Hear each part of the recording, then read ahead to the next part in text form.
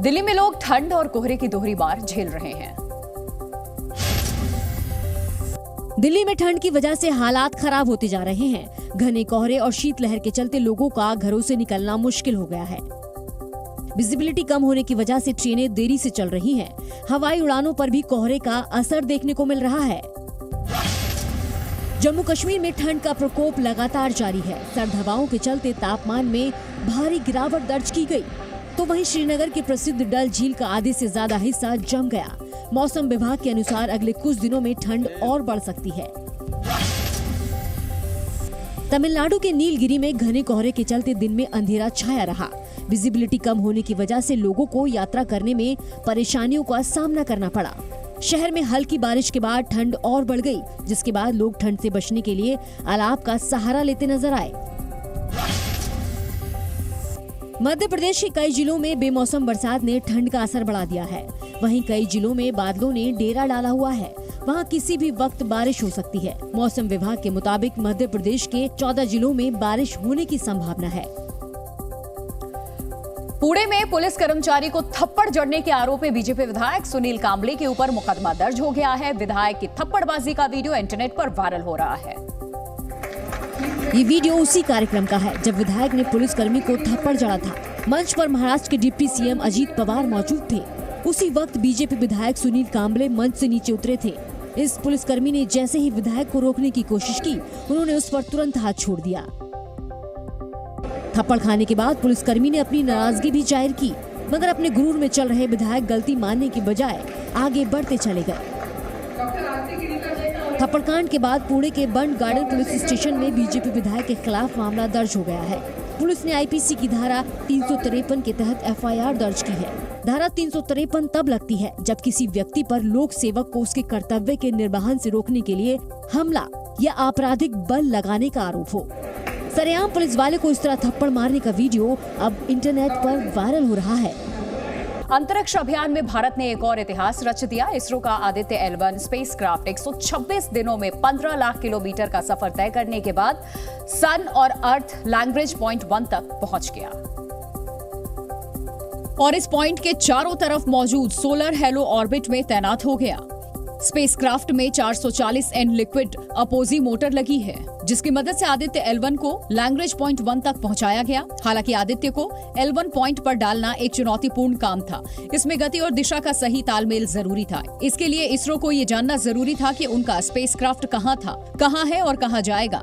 उसे इस तरह ट्रैक करने के प्रोसेस को ऑर्बिट डिटरमिनेशन कहते हैं।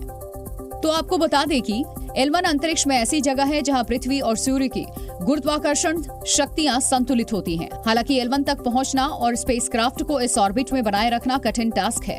ये पॉइंट पूरी तरह से संतुलित नहीं है, इसीलिए आदित्य L1 स्पेसक्राफ्ट की लगातार मॉनिटरिंग करनी होगी। समय समय पर थ्रस्टर्स की मदद से इसे अपने पाथ पर बनाए रखा जाएगा। L1 मतलब लैग्रांज 1 पॉइंट, ऐसे 5 पॉइंट हैं L1, L2, L3, L4 and L5। इस तरह के 5 पॉइंट हैं जिससे हम सूर्य की स्टडी को डिटेल तरीके से कर सकते हैं। आदित्य L1 भारत की पहली अंतरिक्ष आधारित ऑब्जर्वेटरी है। ये सूरज से इतनी दूर तैनात रहेगा कि गर्मी भी उसे खराब न कर सके। Aditya L1 solar hello orbit में 5 साल तक रहेगा और सूरज का अध्ययन करने के साथ दुनिया के सैटेलाइट्स को सौर तूफानों से बचाने का काम भी करेगा। हेलो ऑर्बिट L1 की ऐसी कक्षा है जहां सैटेलाइट और स्पेसक्राफ्ट स्थिर होते हुए काम कर सकते हैं। हेलो ऑर्बिट से आदित्य विभिन्न कोणों से सूर्य की स्टडी कर सकेगा। यहाँ ग्रहण की बाधा भी नहीं पड़ती, क्योंकि ये ऑर्बिट L1 पॉइंट के इर्द गिर्द उसी तरह चक्कर लगाती है जैसे धरती सूर्य के चारों ओर घूमती है। जहाँ तक स्पेस का मामला आता है, सभी देश आपस में एक दूसरे को बहुत कोऑपरेट करते हैं, लेकिन ये बहुत ही महत्वपूर्ण बात है कि इस वक्त आदित्य L1 एक ऐसी सोलर ऑब्जर्वेटरी है जो सबसे एक्टिव सोलर ऑब्जर्वेटरी है। 400 करोड़ रुपए का ये मिशन सूरज की स्टडी कर रहे नासा के 4 अन्य सैटेलाइट्स के समूह में भी शामिल हो गया। लिहाजा पीएम मोदी ने देशवासियों को बधाई देते हुए एक्स पर पोस्ट शेयर की। भारत ने एक और उपलब्धि हासिल की। भारत की पहली और वैधशाला आदित्य L1 अपने गंतव्य तक पहुंची। ये सबसे जटिल और पेचीदा अंतरिक्ष अभियानों को साकार करने में हमारे वैज्ञानिकों के अथक समर्पण का प्रमाण है। हम मानवता के लाभ के लिए विज्ञान की नई सीमाओं को आगे बढ़ाना जारी रखेंगे। अभी तक इसरो धरती पर लगे टेलीस्कोप से सूर्य की स्टडी करता था, लेकिन अब आदित्य के साथ गए उपकरण सूरज की हर गतिविधि पर नजर रखेंगे। तो सूर्य मिशन पर निकला इसरो का आदित्य L1 अपनी मंजिल यानी कि लैग्रेंज 1 पॉइंट पर पहुंचने के साथ ही अंतिम कक्षा में स्थापित हो गया। इसके साथ ही भारत की पहली सोलर ऑब्जर्वेटरी धरती से करीब 15 लाख किलोमीटर की दूरी पर स्थापित हो गई है और ऐसा होने के बाद आदित्य L1 उपग्रह ने लैग्रेंज 1 पॉइंट के चारों ओर घूमते हुए सूरज की स्टडी करना शुरू कर दिया।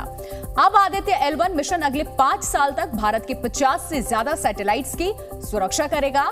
इसके साथ ही ये कोरोना से निकलने वाली गर्मी और गर्म हवाओं की स्टडी करेगा और इसके साथ पेलोड और सौर घटनाओं का व्यापक अध्ययन कर वैज्ञानिकों को डेटा मुहैया कराएगा, जिससे सूर्य के विकिरण कणों और चुंबकीय क्षेत्रों का अध्ययन करना संभव हो पाएगा। आदित्य L1 का एक पेलोड सूरज की हाई डेफिनेशन फोटो खींचेगा, जबकि दूसरा सूरज की अल्ट्रावायलेट वेवलेंथ की फोटो लेगा। इसी तरह आदित्य L1 का तीसरा पेलोड अल्फा पार्टिकल्स की स्टडी करेगा और चौथा पेलोड सूरज की गर्म हवाओं की स्टडी करेगा। आदित्य L1 का पांचवा पेलोड सूरज से निकलने वाले एक्सरे और उसमें आने वाले बदलावों की स्टडी करेगा और इसका छठा पेलोड हाई एनर्जी एक्सरे की स्टडी करेगा, जबकि सातवें पेलोड का काम होगा मैग्नेटिक फील्ड की स्टडी करना। बीजेपी के राष्ट्रीय अध्यक्ष जेपी नड्डा ने हरियाणा से चुनाव प्रचार का शंखनाद किया।